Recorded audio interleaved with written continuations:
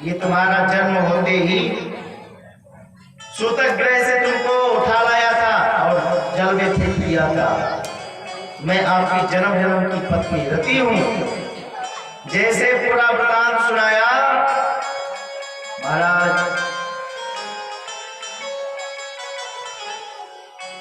प्रद्युम्न को क्रोध आ गया, आंखें लाल लाल हो गई। अपने तर्कस और धनुष को लिया, बाण तीर लिया और ललकारने लगा सम्रासुर को, मैं कृष्ण का नाम तेरा काल प्रद्युम्न हूं।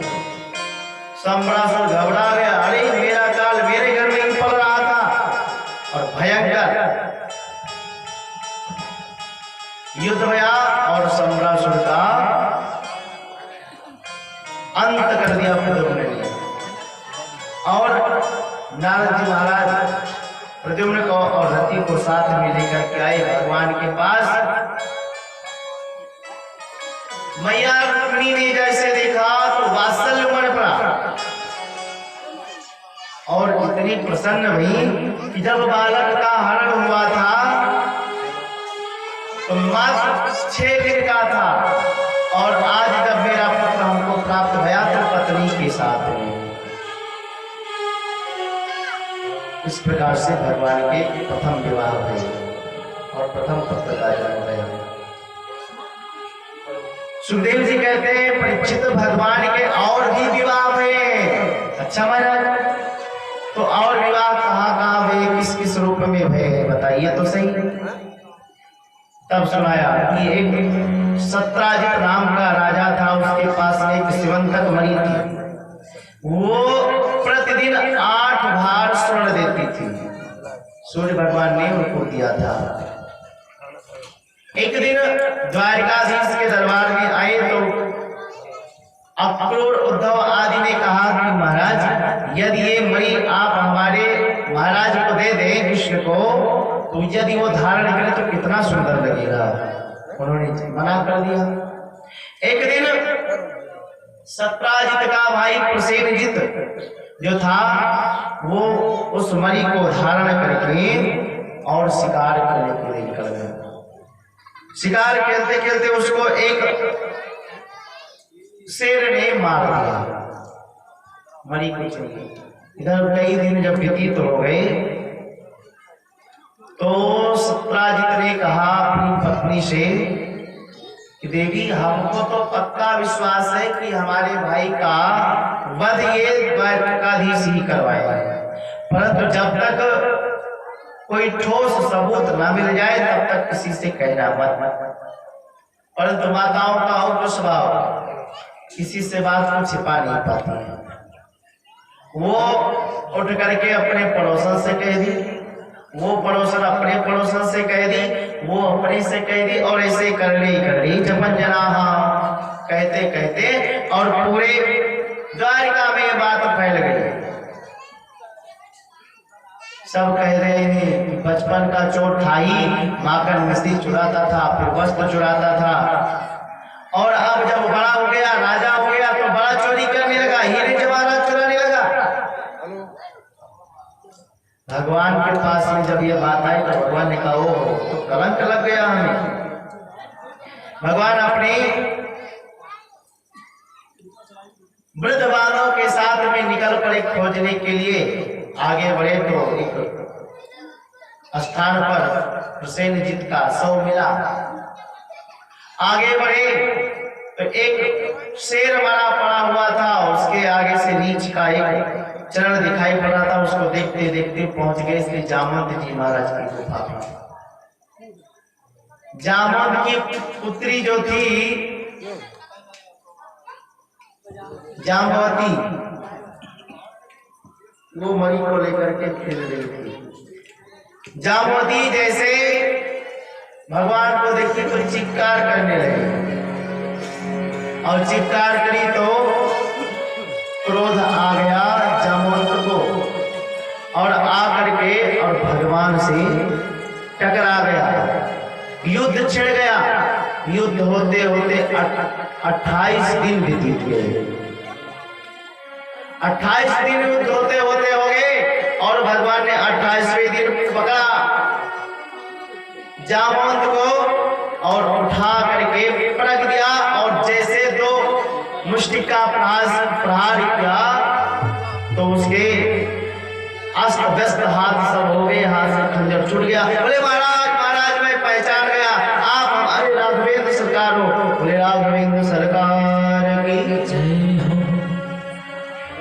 प्रभु ये आपका कैसा होगा?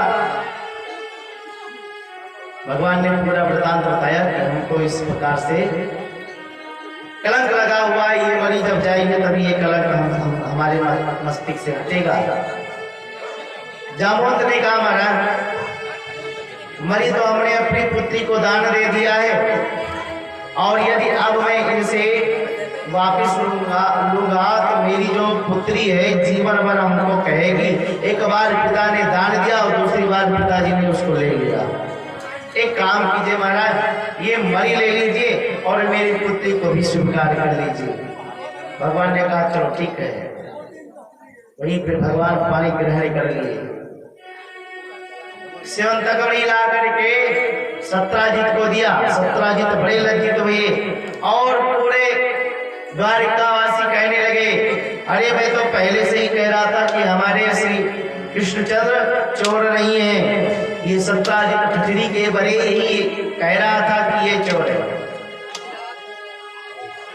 सत्राजित बड़ा लज्जित हुआ, हाथ जोड़कर कहा महाराज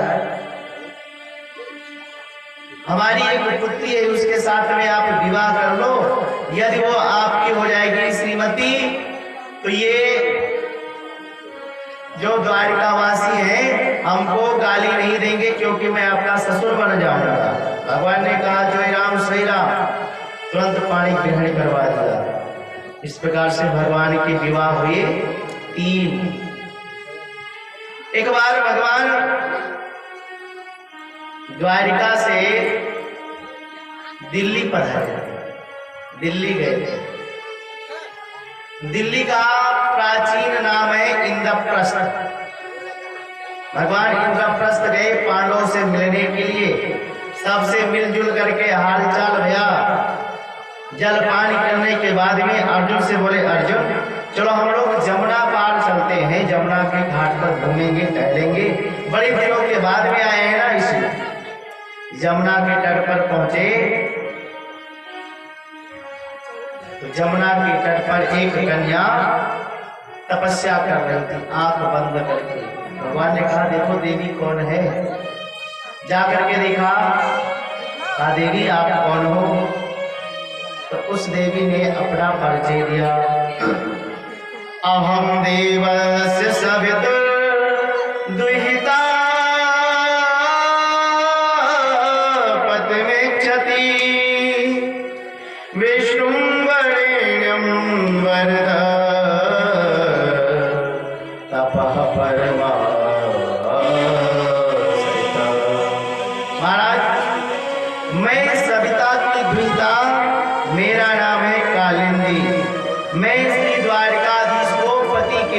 चाहती हूँ।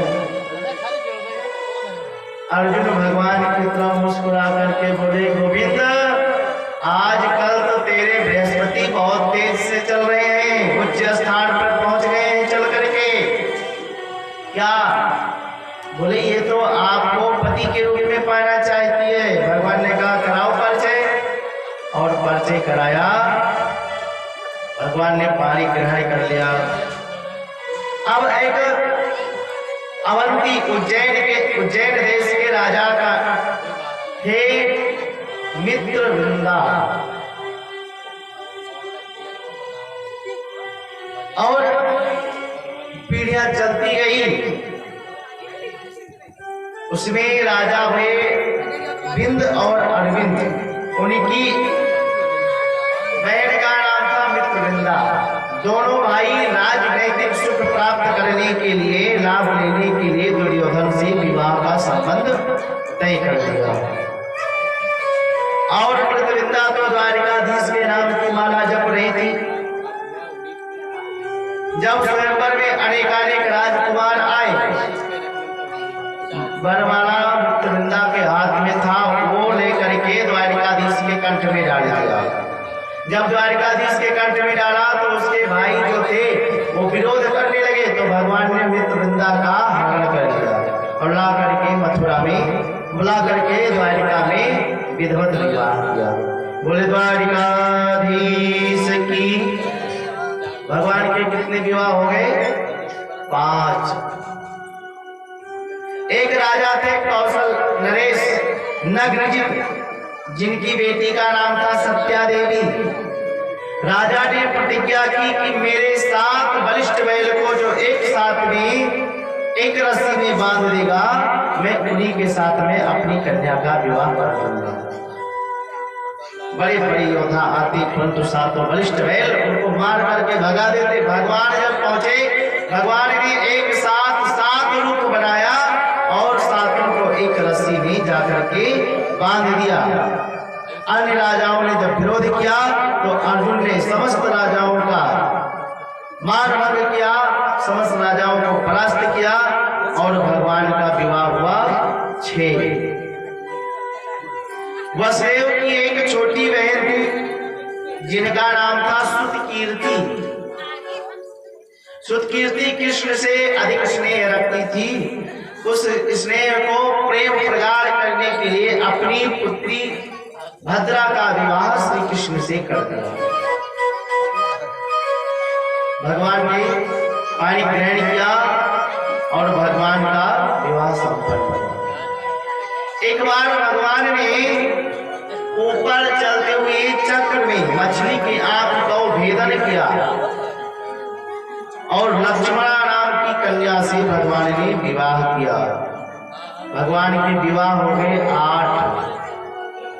परिचित भगवान के 8 विवाह तो अलग अलग है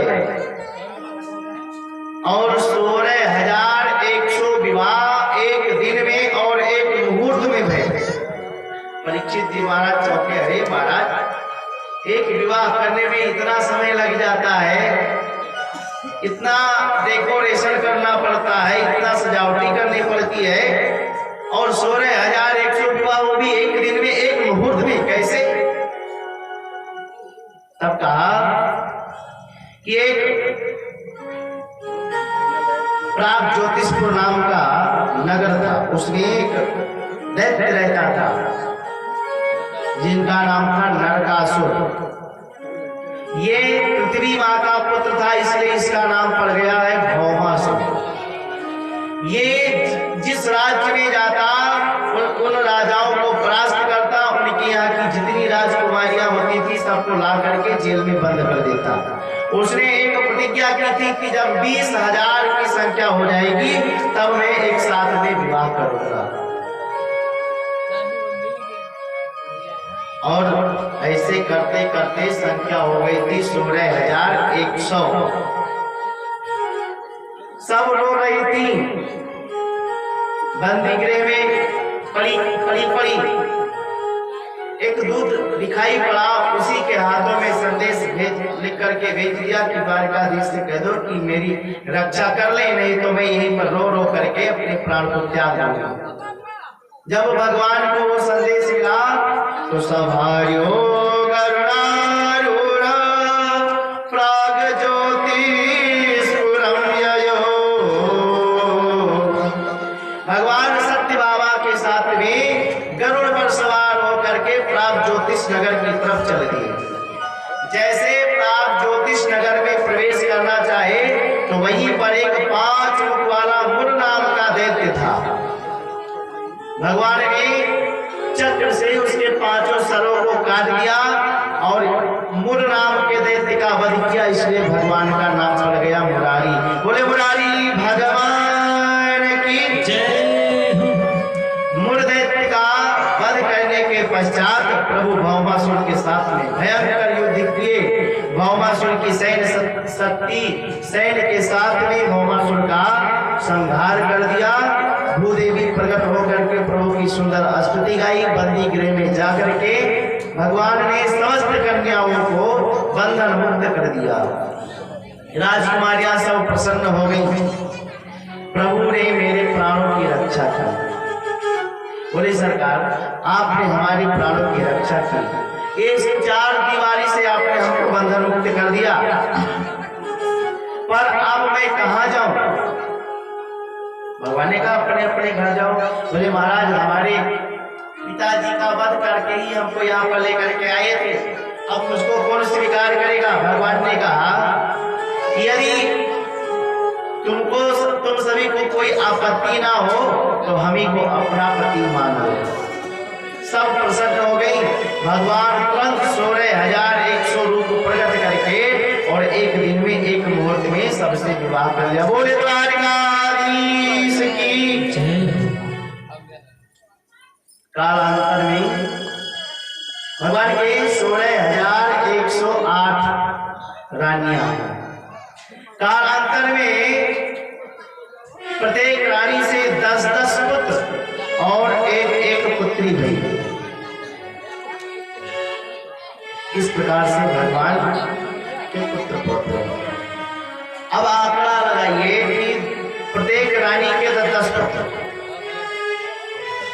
तो 10 को 16,108 से क्या कर दिया जाए?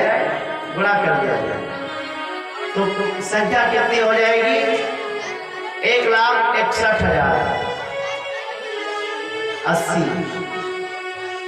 और इन्हीं में 16,100 और जोड़ करके जोड़ लीजिए कि इतना भगवान के पुत्र और लड़कियां थी। और इनके भी 10-10 भगवान के पुत्र के भी पुत्र के 10-10 पुत्र, और योग कहकर के भगवान के 56 करोड़ यदुवंशी हो गए थे। जब 56 करोड़ यदुवंशी भगवान की परिकर हैं तो राक्षस से सब मिलाकर के कितनी संख्या रही होगी पता नहीं क्या। जिस प्रकार से भगवान का विवाह हुआ उसी प्रकार से भगवान के पुत्र पौत्रों का विवाह हुआ। एक बार भगवान अपने समस्त पुत्रों को साथ में लेकर के गए, बाल गोपाल परिकर को लेकर के वन में गए। जंगल में सब बच्चे खेलने लगे। भगवान एक वृक्ष के नीचे बैठे। वृक्ष के नीचे जब बैठे तो बच्चे उधर सब खेल रहे थे। खेलते खेलते एक कुएं के पास में गए। उसमें महाराज इतना बड़ा भारी गिरगिट, विशाल काय था उसका। भगवान के पास में आए, प्रभु प्रभु आज के पहले जीवन में हमने इतना बड़ा गिरगिट कभी नहीं देखा। क्या? बोले महाराज स्वयं चल करके देख लो। भगवान आए और जैसे उसको देखे उसमें भगवान का हाथ स्पर्श हुआ कि उस गिरगिट ने अपने शरीर को त्याग दिया और एक दिव्य पुरुष रूप में प्रकट होकर के अपना परिचय देने लगा।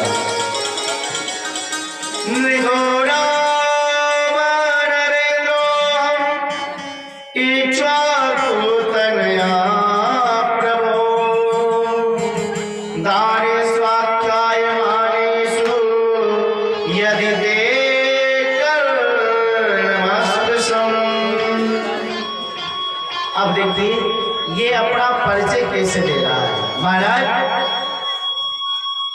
आपको तो पता ही होगा, इक्ष्वाकु का नाम आपने सुना होगा। मैं उनका पुत्र हूं, नृग नाम है मेरा। आप जब दानियों में किसी का नाम आता होगा तो अग्र में मेरा नाम आता है। महाराज इतना हमने गऊ का दान कर दिया, और गऊ को दान नहीं किया, गऊ के सींग को और गऊ के कुर को स्वर्ण में मिला करके यदि देकर वस्त्रसम। भगवान ने कहा अरे भैया तू इतना बड़ा दानी? बोले हाँ। बोले तो गिरगिट का है तो बन गया? बोले महाराज थोड़ी सी गलती हो गई। भगवान ने कहा यही गलती हुई होगी कि पूरी ठेली गाय को तो दान दियो करता रहे होगे। बोले नहीं महाराज, पयसनी तरुणी श्रील रूपा गुरु प्रपन्ना कपिलाहि मसंगी न्यायार्जिता रूपकुला सवत्सा जुगुल माला भरड़ा ददाम। महाराज मेरी गाय एक से एक सुंदर दुग्ध देने वाली, वयस्विनी तरुणी शील रूपा, बड़ी सुंदर स्वभाव की, उसके पास में कोई भी खड़ा रह जाए वो अपना सर नहीं उठाती कि इसको देख लो कौन है, मार दो, नहीं। भगवान ने कहा भैया तू गिरगिट का है को बन गया, इतना बड़ा दानी रहा। बोले महाराज हम एक दिन एक ब्राह्मण को संकल्प करके गाय को दिए, वो ब्राह्मण गैया को लेकर के जा रहा था, उसी में से एक गैया वहां से भगी और आकर के हमारी गैया के झुंड में मिल गई। दूसरे दिन हम दूसरे पंडित को वही गाय को संकल्प कर दिया।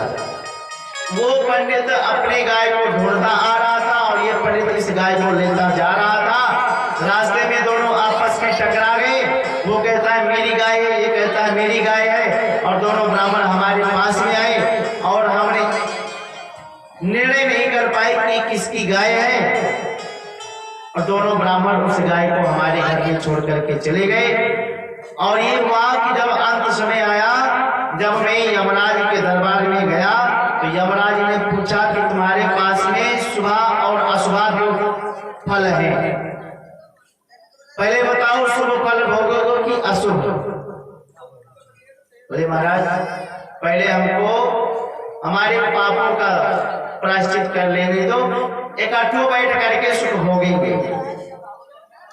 महाराज अशुभ फल प्राप्त क्या भया, मैं गिरगिट बन करके कुएं में गिर गया और मेरा पुण्य उदय हो गया, जो आपका दर्शन हो गया, आपका हाथ हमें स्पर्श हो गया, प्रणाम करके मैं जा रहा हूँ महाराज, क्षमा करना। बोलो वृंदावन बिहारी लाल की।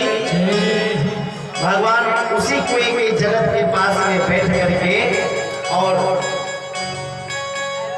उपदेश दे रहे। बच्चों देखो, एक ब्राह्मण के मात्र छोटे सी बात को लेकर के राजा ने इतना बड़ा दानी था, गिरगिट बन गया। बेटा जीवन में कभी किसी ब्राह्मण का अपमान मत करना। मैं सब कुछ बचा सकता हूँ, एक बार व्यक्ति विष पान कर ले मैं उसको बचा लेता हूँ, परंतु यदि वो ब्राह्मण का अपमान कर देगा तो मैं उसको नहीं बचा सकता। नाम हाला हलम विषम यस्य प्रतिक्रिया ब्रह्मस्वं ही विषम प्रोक्ता नास्य प्रतिबंधुभिः। अरे आग की ज्वालाओं में यदि वो जलता हो तो उसको मैं बचा सकता हूँ, विष पी ले उसको मैं बचा सकता हूँ, परंतु ब्रह्मस्वं ही विषम प्रोक्ता, यदि ब्राह्मण के वाक का विष तुम्हारे सर पे आ गया, श्राप तुम्हारे ऊपर आ गया, तो मैं किसी काल में नहीं बचा सकता। इस प्रकार से भगवान अपने पुत्र को उपदेश देते हैं। देखिए उपदेश क्या है, उपदेश ही भागवत कथा सुनने का सार क्या है, यही है आप भगवान के चरणों में प्रेम करो किसी को। आप आइए, आप मन में विचार करो कि हमसे किसी का अपराध ना हो, यदि अपराध होता है तो उसका प्रायश्चित करो। कहीं कथा में जाओ, मन लगा करके कथा सुन लो, तीर्थ में जाओ, सुंदर स्नान करो और तीर्थ के महत्व को समझो, तब तीर्थ की महिमा आपको जब पता चलेगा तो उसका फल आपको मिलेगा। इधर द्वि मासे चतावासी मधु माधवेव च। बलराम जी बोले भैया बहुत दिन व्यतीत हो गए हैं, हम और आप अभी तक वृंदावन नहीं गए, चलो हम लोग वृंदावन चलते हैं। भगवान ने कहा नहीं, हम वृंदावन नहीं जाएंगे भैया, इतना बड़ा कारोबार कौन देखेगा। बोले देखो दाऊ ओ कृष्ण, 2 महीने की जो छुट्टी हो रही है गर्मी की महीने की, वो 2 महीने हम वृंदावन में मनाएंगे। कौन से महीने? मधु माधवेव च। मधु माने चैत्र, माधव माने वैशाख। ये चैत्र और वैशाख के 2 महीने हम वृंदावन में वास करेंगे। चैत्र और वैशाख में यदि कोई वृंदावन में वास करता है, जाकर के रहता है, तो उसको अश्वमेध फल यज्ञ का फल मिलता है उसको। दाऊद जी ने आग्रह किया, भगवान नहीं गए तो दाऊद ने कहा कि तुम यहीं पे रहो, हम जाकर के घूम के आते हैं। दाऊद जी जैसे गए वृंदावन, इधर एक नया भगवान प्रकट हो गया, नाम था पौंड्रुक। उसके एक भाई भी थे दाऊद, उसका एक मित्र था, नाम था काशीराज। अब देखिए, जब भगवान के रहते हुए एक भगवान बन सकता है, तो भगवान के इस कलयुग में कोई भगवान बने तो क्या जाता है। काशीराज ने कहा, मित्र देखो, तुम्हारे माया से 4 हाथ हैं, मैं रिमोट के द्वारा तुम्हारे चक्र को फिट कर दिया है, रिमोट के द्वारा तुम्हारे गरुड़ को तैयार कर दिया है। अब एक काम करो, ये जनता है तुमको भगवान मान रही है, द्वारिकाधीश मान ले, बस तुम भगवान हो जाओ। भगवान बन करके तुम पूजना, और जो चढ़ावा चढ़ेगा बीच में रात्रि में उसको हम लोग बंटवारा करेंगे, और आधा हम ले लेंगे, आधा तुम ले लेगा। बोले तो वो कृष्ण कैसे मुझको भगवान मानेगा? बोले एक धमकी भरा पत्र उनके नाम पे छोड़ दो, वो भगोड़ा है, मथुरा से भगा करके जल में छिप करके रहने लगा द्वारिका में, और यहाँ पर यदि धमकी भरा पत्र भेजोगे तो वो छोड़ करके भाग जाएगा। एक पत्र भेजा दूध के हाथ में, जाओ कृष्ण को दे देना, बता देना कि तुम भगवान नहीं हो, भगवान है, दूसरे प्रकट रहेंगे। दूध आया और संदेश उद्धव जी के हाथ में दिया। उद्धव जी उसको लेकर के पढ़े और हंसने लगे, खड़े। उद्धव, इसमें क्या लिखा है? बोले भगवान, इसमें लिखा है वासुदेव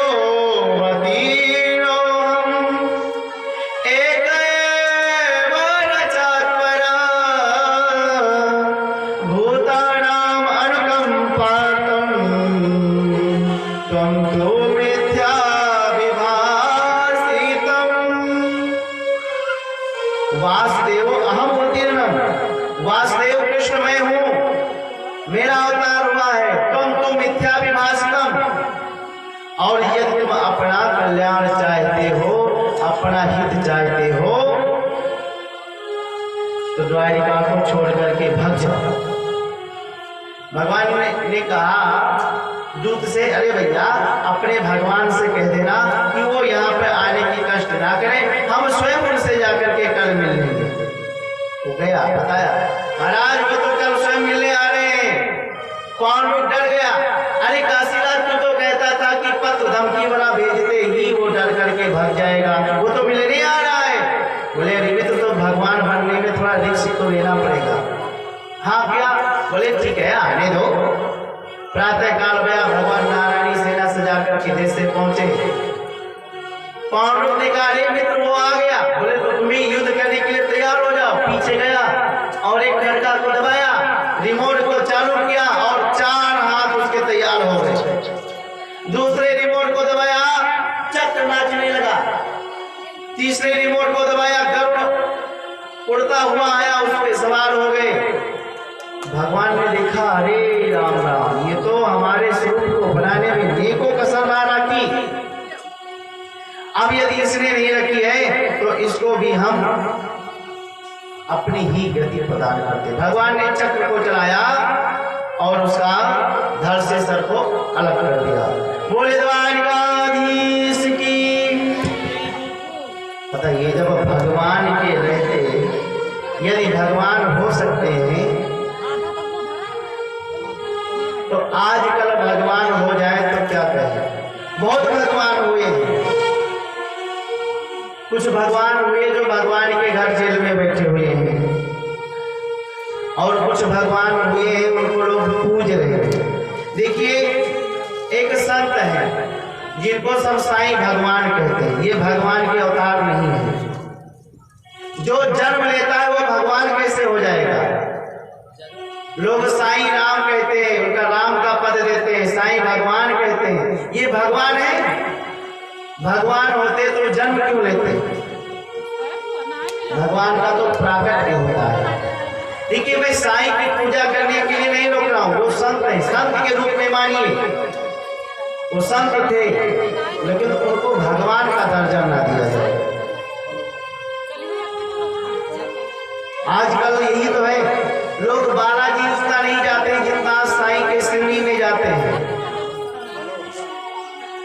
ये हम हिंदू का धर्म नहीं है, अपने पिता को छोड़ करके दूसरे को पिता मानना।